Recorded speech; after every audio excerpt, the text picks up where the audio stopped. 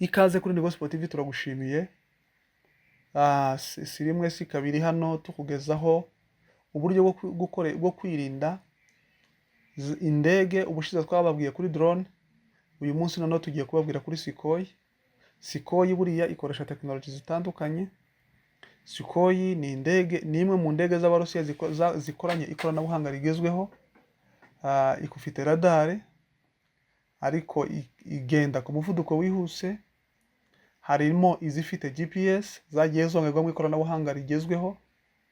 Ibyo byose ni ibikoresho byose bituma zino ndege ziba indege zigezweho, kandi ni indege zagenewe kurasa ku butaka, ariko zigendera ku bintu bitandukanye. Harimo amakuru, icyo kintu cya mbere, amakuru y'ubutasi yo ku butaka asanzwe. Icya kabiri, zishobora kugendera ku makuru zahawe na drone mu gihe drone zakoze ubutasi. Icya gatatu, zishobora kugendera ku bimenyetso byagaragaye ba nyiri bwite bashize hanze. Rero reka tukurarikire gukurikira, tugiye kurebera hamwe muri kino kiganiro ni gute wakwirinda indege ya Sukhoi. Ni ibiki abahanga bavuga cyangwa se bagaragaza, bavuga ati kugira ngo wirinde indege ya Sukhoi ugomba kuba ufite ABCD byabasha kukurinda no kugufasha. Hari ibikoresho bitandukanye rero bagenda berekana, bakavuga ati mu gihe udafite imbunda zabugenewe zo kurasa Sukhoi, mu gihe udafite ibikoresho byabugenewe byo kurasa zino ndege, hari uburyo bwo kwirinda byibura bubasha kukurinda ibyago ku rugero rwa 95%. Ubwo nibwo buryo tugiye kurebera hamwe muri kino kiganiro, kugira ngo turebe ese nimba uri muri zone y'intambara, ukaba uri mu itsinda ry'abantu bashobora kuba bashakishwa, cyangwa se ukaba uri umuntu ushakishwa ubizi neza, ni gute wakwirinda zino ndege kugira ngo zitabasha kugira gute kukwica, cyangwa se zitabasha kwica abantu bawe. Mwakwirinda mute? Wakwirinda ute? Ndetse bararenga bakavuga ni gute warinda n'ibikoresho byawe kugira ngo bitabasha kwangirika cyangwa se kwangizwa na zino ndege. Ikintu cya mbere abahanga bavuga bamenyereye, cyangwa biri mu nyandiko zitandukanye, bavuga ko umuntu uzi ko ashakishwa, especially nk'umuyobozi, ikintu cya mbere ntiyirara, ntarambirwa. Ibyo tugiye ni ukuvuga ngo nimba tuvuze wenda n'urugero, baravuga ati nk'ikintu cya mbere, baravuga ngo ugomba kwirinda gukoresha itumanaho rya radiyo ndetse n'ikindi gikoresho cy'ikoranabuhanga gitanga signals. Reka wenda duhere ku rugero nk'icyo ngicyo. Iyo bivuze gutyo bivuga ngo ntugomba, mu nyandiko baravuga ntugomba kwirara ngo ugere ahantu uvuga atari kubyo ari byo byose wenda ntibakinshakisha, reka uyu munsi ngikoreshe. Kubera iyo ugikoresheje uri targeted, hari igihe kubw'ibyago amakuru yawe cyangwa se ubuvumo bwawe bushobora kumenyekana, cyangwa se ubwihisho bwawe bushobora kumenyekana ahantu uherereye. Reka wenda tugenda tureba ni ibiki batanga, bavuga ati niki umuntu agomba kwirinda gute mu gihe adafite ibikoresho byabugenewe. Nicyo tugiye kurebera hamwe muri kino kiganiro, kureba indege za Sukhoi. Indege za Sukhoi zirimo Sukhoi ni indege zikomeye, ariko kandi zifite ikoranabuhanga rigezweho. Zirimo amoko akomeye atandukanye ya Sukhoi, kandi zibasha kwica abantu ndetse zikanasenya, zikanangiza mu gihe, ariko cyane cyane mu gihe zifite amakuru neza, iyo zizi neza icyo zigomba kurasa naho zigomba kurasa. Birazigora cyane, cyangwa se bigora abantu bakoresha zino ndege mu gihe badafite amakuru ari presi, cyangwa mu gihe nta kintu radar yabonye, cyangwa se za GPS turi kuvuga nta kintu uri kubona, biragora. Niyo mpamvu uzareba iyo bayobeje, ubyumva iyo bayobeje ikoranabuhanga ryazo, ntabwo zishobora gupfa kurasa. Kubera iki? Biriya bisasu birahenda. Ntabwo ari ibintu bagenda ngo batoragure gusa, ushobora kugenda ukiriga urasa ibisasu 10, ibisasu 50. No, iyo bibaye gutyo nabo barahomba. Reka rero turebere hamwe ni gute ushobora kwirinda zino Sukhoi kandi udafite ibikoresho by'ikoranabuhanga. Ni ibiki bivugwa n'abahanga? Ikintu cya mbere bavuga ku isonga ni ukwihisha mu mashyamba no mu misozi. baravuga ngo Sikoyi 2034 na Sikoyi 2025 zigaba ibitero ku butaka, ariko birazigora cyane igihe zitabasha guhamya ku ntego cyangwa se zidafite intego runaka zigomba kurasaho. Urugero, zari zihagurutse zigiye kurasa abantu, zizi ko bari ku karango runaka, zirahageze ntizibabonye, biragora kugira ngo zipfe kurekura ibisasu, kuko biriya bisasu nahuye ko bihenda, ntabwo ari ibisasu bihendutse kuko warasa gusa. Iyo urashe ni ibihumbi byinshi by'amadolari biba bigiye. Rero bigora bari abahanga gupfa kurekura ibisasu gusa, keretse iyo bagiye gusenya, wenda tuvuge n'urugero nk'inzu, wenda bashobora kugenda bakayisenya, cyangwa nk'uko barimo bavuga mu minengo zagiye zigiye gusenya ikibuga, zishobora kuba wenda ari target kwari ugusenya ikibuga cy'indege, bakavuga ati nubwo twabura abantu wenda kubera ko ikibuga cy'indege kiri gutanga ubufasha n'ubutabazi, kubera ko wenda intambara iri hariya ntabwo ari nk'intambara ni umuntu yahita nka jenoside. Muri jenoside buriya ushobora kubura umuntu ari kugasenya ibyiwe ugasiga ubyangije. Bashobora kuvuga ati rero kino kibuga cy'indege kiri kuba hano, byibura kiri gutuma hazagira urokoka, ni mugisenyagure, mugihindure itongo, wenda indege izabura uko izabura uko ikituraho, wenda ibyo birashoboka. Ariko ubundi kiriya gisasu biragora kugira ngo bakirase badafite intego runaka bagiye kurasa. Bakavuga rero ati umuntu, warning ya mbere, ikintu cya mbere ngo bashe kurwanya ziriya Sikoyi cyangwa se ziriya ndege ni kimwe n'amadrone, kubera iki zifite radar kandi nazo zikoreshamo GPS. Bavuga ikintu cya mbere ni ukwihisha mu mashyamba no mu misozi. Icyo ni ikintu cya mbere, kubera ko ziriya Sikoyi tuvuze 34 na Sikoyi 25 zigaba ibitero ku butaka, ariko zigaba ibitero babyita ngo ni air precise strike. Ni ukuvuga ngo zigaba ibitero biri presi, bastrikinga ahantu neza bazi ko hari umwanzi. Iyo rero umwanzi agize uko abigenza ntagaragare, za radar ya final decision yo kuza bagiye kumurasa we, urugero bahagurutse wenda ikisangani nk'uko bivugwa, bagiye mu Minembwe, iyo bahageze ntibagasanga neza icyo bashaka gukora ntikigezweho, icyo gihe icyo bakora ni iki, bashobora gustopa tibarase, cyangwa niba barafite kurasa ibisasu bibiri kaba barasa kimwe, kubera kuko babona neza ibyo bashaka kurasa batabibonye. Especially bino bikunda iki ni kimwe mu isomo rya mbere batanga. Isomo rya kabiri cyangwa se ingingo ya kabiri, kugira ibirindiro bihishe, underground covers. Kugira ngo ugomba kugira ibirindiro bihishe, kuvuga ngo ibirindiro byawe bigomba kuba byibura biri munsi y'ubutaka cyangwa se binihishe. Ishobora kuba ni n'inzu wenda ifite ukuntu yubatse, ariko especially cyane bakunda kuvuga ibintu by'amazu ku bantu bari mu nzu z'amabeto, nizo zikunda ushobora gusanga kiriya gisasu cya Sikoyi ntabwo ari igisasu cyamena beto wenda ebyiri, zino beto ziza zubatse zikomeye, ngo imene beto ya mbere, imene beto ya kabiri ikugereho hasi.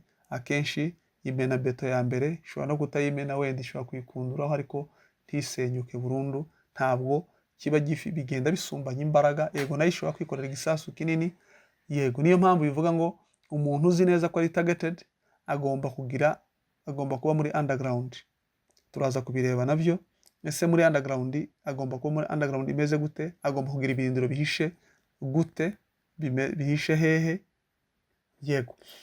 Hanyuma ikindi cya gatatu ni ukugira ibikoresho bidateza urusaku rw'amasasu. Ni ukuvuga ngo mu gihe uzi neza ko uhanganye n'indege ya Sikoyi, ugomba kwirinda ibintu byose by'umuriro ndetse n'ibintu bigaragaza ibikoresho nk'amasasu n'ibiki, kugira ngo izo ndege zitabasha kubibasira mu gihe biri ngombwa. Ni ukuvuga ngo kenshi iyo mwabashe kuzimya bino bikoresho cyangwa se mudafite bino bintu bitari kwaka, Sikoyi ifite radar zishobora kubona aho ibisasu byatewe cyangwa ahari umuriro, noneho bikaba byayorohera kugira ngo bibashe kuhasharinga cyangwa se kuharasa biyoroheye, kubera ko ibirishuwa neza kuko noneho nta muntu uhari.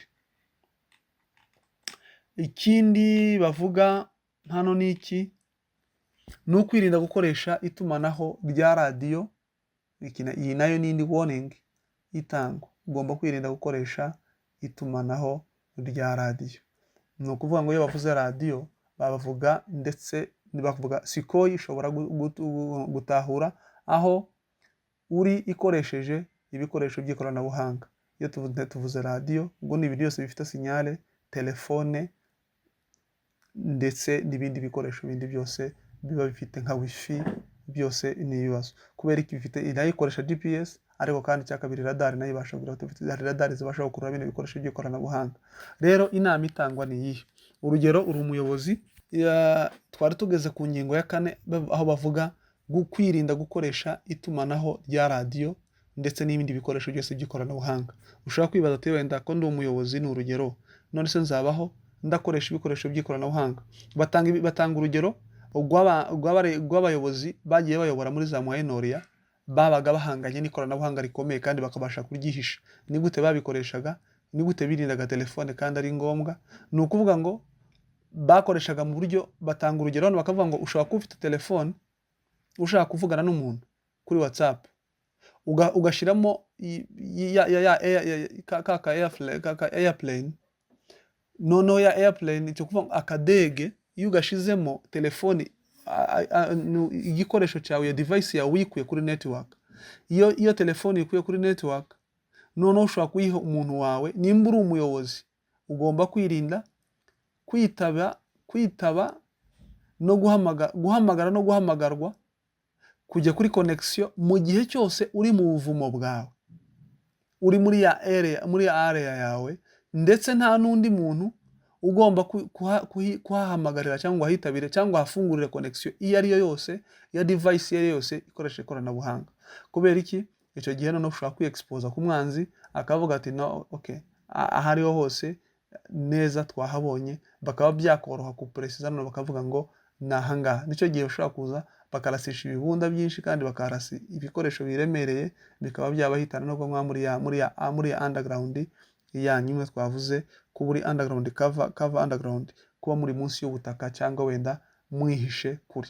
Rero icyo bisabwa niki? Bivuga ngo byibura batanga inama bakavuga ngo byibura ugomba kwitaba, nibura ukagenda nko muri kilometero 1 cyangwa kilometero 2 muvuye mu birindiro byanyu, kugira ngo byibura n'ureba wese atabasha gupresiza neza ngo amenye ngo se bari hehe. Kubera kuko buriya iyo ino ntuze ikoresha, iyo umuntu ahamagawe ubundi, iyo umuntu ahamagawe haba kuri telefone cyangwa se kuri no bikoresho by'ikoranabuhanga, ni ukuvuga ngo bitransfera signals muri router ziba ziri mu minara. Ya minara noneho hita yerekana ikavuga ati uyu muntu ari muri metero 500 n'uyu munara, uyu muntu ari muri metero 10 n'uyu munara, uyu muntu ari muri metero 300 n'uyu munara, kandi ari mu cyerekezo cy'uburengerazuba bw'uyu munara. Biroroha cyane rero. Noneho bino by'amaradare byo n'amantuze, zino radare n'ama GPS baba bamwerekana neza n'ahahagaze, kubera noneho bikaborohera. Rero iyo wavuye ku birindiro byawe biroroha. Icyo gihe iyo wagiye kure ubakoresheje cya kintu twavuze cyo kujijisha, kandi iki ni kimwe mu bintu bitangwa nk'inama yuko utagomba gupresiza ngo werekane neza ngo turahanga.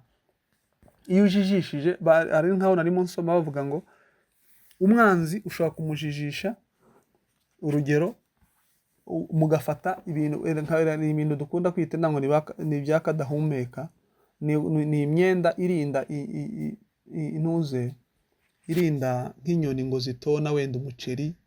Bakavuga ngo ushobora gufata nk'imyenda myinshi ukayiryamisha nko ku musozi, ugakoze nka za kadahumeka, ugakora za kadahumeka nk'5 cyangwa 10 muri area, ukaba wazegeka nko hafi y'uduti, ku buryo umuntu uri ariko bigaragara, ku buryo umuntu ashaka kugira ngo ni abantu. Indege yije rero igira ngo ni abantu, icyo gihe birayorohera, ihita izirasa, kandi izirashe ibigiye mu gihombo. Ni ukuvuga ngo byo bibwira ko hari icyo bakoze, oro ntacyo bakoze, barashe za kadahumeka. Ibyo nari mbivugiye iki? Ni uburyo bwo gukoresha ikoranabuhanga. Inama itangwa baravuga ngo especially umuyobozi ntagomba kwirara n'umunsi n'umwe, cyangwa se undi muntu wese uzi ko ahumeka, kugira ngo bwa buvumo bwe cyangwa se bwa buturo bwe kugira ngo abwitabire nko muri telefone cyangwa yihamagaze. Ni ukuvuga ngo mu gihe cyose ashaka gukora audio cyangwa se ashaka guhamagara, ashobora gutanga ubutumwa, umuntu akagenda akajya kumuhamagarira, utari we bwite akagenda kure nko muri metero byibura nko mu kilometero 1 cyangwa 2, akaba ari cyo gihe akaba ariho yitabira telefone. Yaba ari audio, wa muyobozi ashobora gukora audio akayohereza, yageririye bagafungura ka kadege, audio ikagenda, barangiza bakakira ubundi butumwa bakabuzana. Byaba ari ngombwa ko ari guhamagara, bagamuhamagarira mu izina, bakarikodingisha indi telefone, barangiza kurikodinga bagashira za telefone mu tudege, bakazizana noneho yahagera akumva ya audio bisanzwe cyangwa se akumva ya conversation uko yakabaye, kugira ngo abashe kwirinda, kuko muri ya space aho atuye hashobora kuba kugira akamenyero ko kwitabira telefone, kuko nicyo gihe zaba drone zaba zino radari za Sukhoi zibasha kukubona byoroshe ubuzira ikibazo ukaba wagira inkomyi. Ikindi kintu cya kane batanga, bavuga gukoresha inzira zo munsi y'ubutaka. Baravuga ngo mu ntambara nka Vietnam na Afghanistan abasirikari bakoresheje inzira za tunnels bahangana n'indege za gisirikari zirimo za Sukhoi zabarwanyaga. Iki gihe mu ntambara za Afghanistan n'intambara zo muri Vietnam bari bafite intambara zitandukanye, rero bakoresheje buno buryo bw'amatunnels babasha kwirinda zino ntuza. Tunnels ni inzira zo munsi y'ubutaka. Zikoreshwa gute? Zikorwa gute? Ni ukuvuga ngo tunnels zigezweho, impamvu bavuga tunnel ni ukubera iki? Ni ukubera ko zino ndake zo mu buryo busanzwe ikisasu nk'icya Sukhoi kirayisambura waba urimo imbere kikakwica. Urugero muzi ko hari gucukura wenda mukubakira hejuru mugaba mwagira gute. Biri ushobora kubikoresha yego mu buryo bw'agateganyo kubera ko abantu bose wenda batajya muri tunnels, ariko akenshi iyo igisasu kiguye kuri randa kiragira. Ariko tunnel ni ukuvuga ngo ni inzira zo mu butaka. Mushobora wenda nko kwinjira hano mugacukura mukegera mwagerera imbere, icyo gihugu cyo mukora mugenda mwubakira mu bihugu biteye imbere nko muri Moyen-Orient mukunda kubibona ho bubakisha amabeto, ariko abadafite amabeto bubaka ikimeze nka plafo isanzwe y'ibiti. Ushobora kubakisha ibiti binini mu kubaka imeze nka plafo gifata bwa butaka, kugira ngo n'igihe uwo musozi waraswaho abari miri imbere wa musozi utahita ubakundukira ngo bagwe hejuru. Iyo mwubatse plafo nziza y'ibiti bikomeye bifata bwa butaka buba bukomeye ntibubasha kujegajega. Rero barubaka bo baragenda bacukura inzira bakinjira, inzira imeze nk'umufurege munsi y'ubutaka, ugasanga aho kwicara naho kuba iri imbere mu musozi bagakorogoshoramo biyana nko muri metero 50, byibura ku bukeya nka metero 30, ku buryo ki urasa hano inyuma atapfa kurasa ngo arase wa musozi wose umwe mwagira ikibazo. Rero izo ni conseil batanga. Rero bakavuga ko byagiye bikoreshwa no mu ntambara za Vietnam ndetse no muri za Afghanistan. Kubera iki? Kubera bino bitero bya za Sukhoi, zino ndege zikoresha amaradare cyangwa se amadrone, ntabwo ari ikintu wapfa kwirinda, especially nk'abayobozi, kubera ko niba baba batagetingwa ntabwo bashobora kuza gusa ngo bapfe kurasa umuntu uwo ari we wese babonye aho ngaho ngo barase. Akenshi ziriya ndege twakubwiye ko iyo zije zifite icyo zishaka zikakibura, birazigora kugira ngo zibashe kurasa zidahamya ku ntego cyangwa zipfe kurasa flu. Niyo mpamvu akenshi bisaba ngo kwirinda ni byiza, no kuzijijisha ni ngombwa. Mushobora kuzijijisha mugashira ubushize twavuze kuri drone, batanga ingero, batanga conseils zitandukanye. Mushaka mufite ibikoresho bitandukanye mukajijisha mukagira ibisana bya bindi, cyangwa mugafata ibishaje mukazitega zikaza akaryo zirasa, mbese bakibwira ko basoje akazi kandi nta kintu babashije kugeraho. Ibintu byose bisa n'ibisasu cyangwa se n'ibindi bikoresho bindi byose urabyirinda mu gihe cyose muzi ko mushakishwa, ushobora kujya kurera nabyo kugira ngo utabasha kugira iki, utabasha kuba targeted byoroshye. Ikindi bavuga ni ukwimuka kenshi kandi vuba. Kino gikunda kuba ikintu gikunda kugora abantu cyane, especially mu kintu cyo kwimuka, ariko ubundi mu bantu bafite intambara z'indege badafite ubundi bwirinzi, especially nkunda gutanga ingero zo muri Moyen-Orient nk'abari abayobozi baba bahanganye na Israel kubera ko ifite ikoranabuhanga riri hejuru, usanga byibura umuntu aba afite ubuturo. Ari uwitwa Mohammed Deif wari uyoboye Al-Qassam Brigade ya Hamas, yitwaga ngo ni umushitsi, niyo iryo zina bari baramwise kubera guhora yimuka buri munsi. Nta hantu yabaga kabiri gatatu. Kubera iki? Icyo gihe byamufashije kumara imyaka n'imyaka Israel yaramubuze, kubera yahoraga yimuka. Kwimuka kenshi, guhindura ibirindiro biroroha. Usanga umuntu afite nk'ubuturo nka butatu, icyo gihe biragorana ngo abapresiza bavete kanaka ari hano. Ariko iyo uba ahantu hamwe, hari igihe umwanzi ashobora kumenya amakuru, kuko cyane cyane twakubwiye ko zino ndege zigendera ku makuru y'ubutasi, noneho zaba radar na drone zikareba zitagetinga neza harya ya makuru babonye. Rero habamo ikintu cyo kwirinda kwirara, nacyo barakivuga. Ugomba kwirinda kwirara, ukajya wimuka kenshi kandi vuba. ntuvuge ati ariko hano noneho ndi harihishe cyane pe, sintekereza ko umuntu yahava reka mpabe amezi 3 amezi 4, no, ushobora kuhaba icyumweru cyangwa 2 ukahava ukajya ahandi, ukahava ukajya ahandi. Iyo uhora wimuka muri ubwo buryo biragora kugira ngo bapresize bamenye ngo baragushakira hehe. Icyo gihe rero urabura burundu, ugasanga na bo ubwabo ntibabashe gutagetinga neza ngo bakugere. Kubera ko gukoresha ubwirinzi bwa electronic warfare nabwo buri kuyobya radar, buno ni uburyo bwiza cyane, iyo buhari bwo buraruta ibintu byinshi.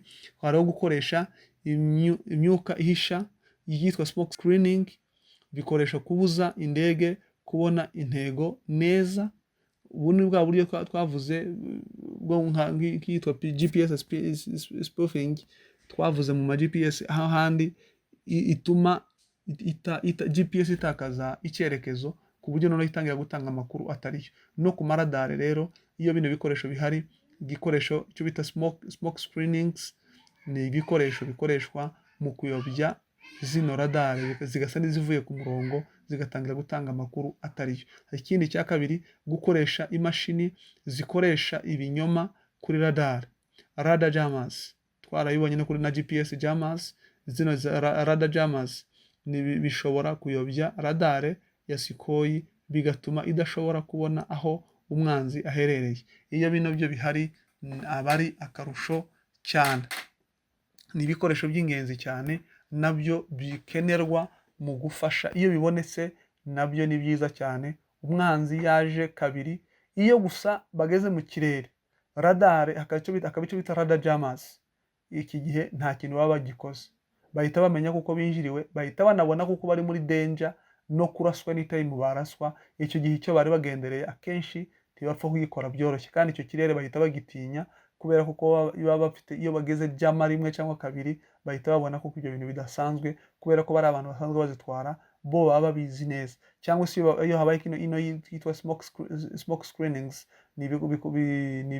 bikoreshwa bino ni ibikoresho by'ikoranabuhanga bikura ziriya ndege ku mirongo. Iyo bihari aba ari akarusho, bishobora gukumira biriya byago bimeze nka jenoside by'abantu babasha kuza bakinjira mu baturage bakaba babarasisha indege gusa. Iyo bagize imana ikirere ikazamo buno burinzi aba ari akarusho. Ikindi ni ukugenda bavuga mu bundi bwirinzi, bavuga unpredictable movements, guhindura ahantu ho gucumbika. Indege ya Sukhoi irashobora gufata amakuru ku birindiro by'umwanzi, ariko niba hihutirwa kwimuka, akenshi iyo bimutse bino twabivuze n'undi bahita bata icyerekezo. Kuvuga ngo nimba radare ziye bakareba bakabona bya bintu bari bizeye bitari byo, urugero bavuze ati n'ahantu hameze gutya na gutya hari kino kintu n'iki ngiki, iyo baje bakabona bya bimenyetso ntibihari, birabagora kugira ngo bapfe kurekura ibisasu mu kirere batabonyemo, batazi neza ko bagiye kurasa ku ntego. Ikindi ni ukwihisha mu gace gatuwe cyane. Bino iyo uzi ko abaturage wenda mu bana batari mu bantu bashakishwa, cyangwa se uzi kuri uri ahantu wowe ukaba uzi neza ko uri umuntu ushakishwa cyane, ushobora nko kwifofira mu bantu benshi ku buryo neza ya ndege idashobora gupfa. Mwakunze kuza muyibona nk'abari abayobozi ba za Hamas na zahe, ukunda ukababona mu bantu benshi. Cya gihe biragora kugira ngo babe bagusuba, nubwo waba uri umuntu ushakishwa biragora ko waba uri mu kifunga cy'abantu ibihumbi ngo bapfe kuza ngo bagiye kukurasa, kuko ziriya ndege ntago zitoranya, ushobora no kurasa wowe bakagusubata bakica ibihumbi by'abantu. Rero barabyirinda muri ubwo buryo. Rero ubu ni bwo buryo buvugwa bwo kwirinda zino Sukhoi, zino ndege z'intambara. Gusa ntabwo biba byoroshye. Icyo usabwa ni ukwirinda. Banatanga n'urugero bakavuga ati iyo ino ndege igusanze ahantu hari tambarare, nta bundi buryo ugifite bwo kwihisha, ushobora noneho kwirukanka, ntabwo uhagarara ngo utege ijosi cyangwa uryame hasi ikurase, ikwitondera ikurase. Urirukanka, ariko ukiruka utari straight, ukirukanka ugenda uzigizaga. Iyo wirukanka ugenda uzigizaga, amahirwe yo kugufasha cyangwa se yo kuguhamya ku ntego aragora kubera ko ziriya radari uba usa n'umuntu uri kuzicanga, iyo bakurashe hari igihe baguswata bakaguhusha rwose ukaba wabaho, kubera ko biriya bisasu byabo ntabwo ari ibisasu bashobora gutera igisasu kimwe kikaguswata, batera icya kabiri cyaguswata ugasanga babivuyemo, cyangwa bakagutera bakaba bagitera ivumbi rikakurenga wikubita hasi bakagira ngo bakurashe kubera ko wirukansa ugenda uzigzaga. Rero ubwo nabwo ni ubundi buryo buvuga bwo kwirinda. Rero nta kindi kino kiganiro cyari kigamije kwari ukubwira ngo ni gute ushobora kwirinda Sukhoi. Ni indege z'intambara zakozwe n'Abarusiya zikunda kurwana cyane, ni zirekura ibisasu ku butaka, ku nyubako ndetse n'ahandi hantu hose batekereza ko hari umwanzi.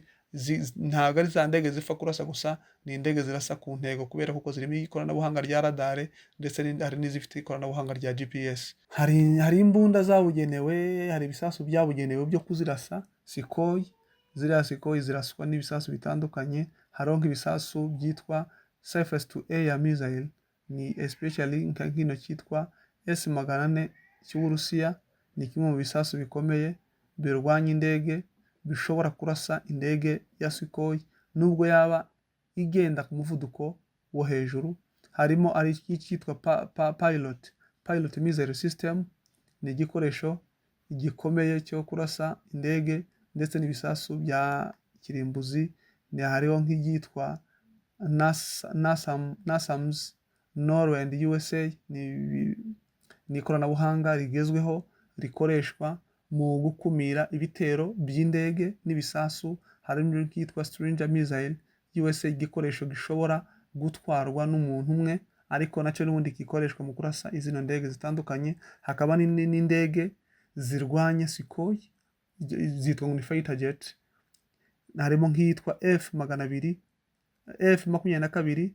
Raptor ya USA. Ni imwe mu ndege zikaze zifite ubushobozi bwo kurwanya Sukhoi 35 na Sukhoi 57 zikazigwanyiriza mu kirere. Hariho nk'iyitwa F-35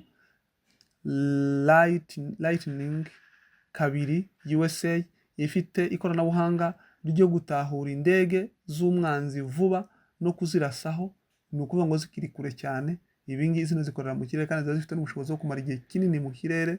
Hariho nk'iyitwa Eurofighter Typhoon yo mu Burayi, yakozwe n'Uburayi, ifite ubushobozi bwo kurwanya Sukhoi mu mirwano yo mu kirere. Hariho nk'iyitwa Dassault Rafale yo mu Bufaransa, ni indege ishobora kurwanya Sukhoi kandi ikagaba ibitero byihuse. Izi rero ni indege zishobora kurwanya Sukhoi. Hariho n'ibindi bikoresho by'igisirikari biri ku butaka birwanya Sukhoi, harimo iyo bita anti-aircraft guns, ni igiturika cy'indege. Bino bishobora kurasa Sukhoi nayo ikaba yagira ikibazo cyangwa se ikangirika. Hariho nk'imbunda nk'iyitwa ZU-23-2, hariho nk'iyitwa ZSU-23-4 yitwa Shilka na Panstis S1, zishobora gutera ibisasu biri hejuru bikaba byahanura iyi ndege ya Sukhoi. Hariho nk'iyitwa Manipoto Air Defense System, ibikoresho by'intambara umuntu ashobora kubitwara birimo nka Stinger USA, Eagle yo mu Burayi na Stetshrik yo muri UK. Izi nazo ni ibisasu bikoreshwa mu kuba byahanura, ariko icyari kigendera muri kino kiganiro cyacu ni ukukubwira buriya buryo bugera muri 6 bwo kwirinda Sukhoi cyangwa se kwirinda bino bikoresho by'ikoranabuhanga. Murakoze rero, reka tugushimire wewe wabanye natwe kuri Gospel TV. Ibiganiro byacu nakagaruka, twagushimiye cyane ko wabanye natwe.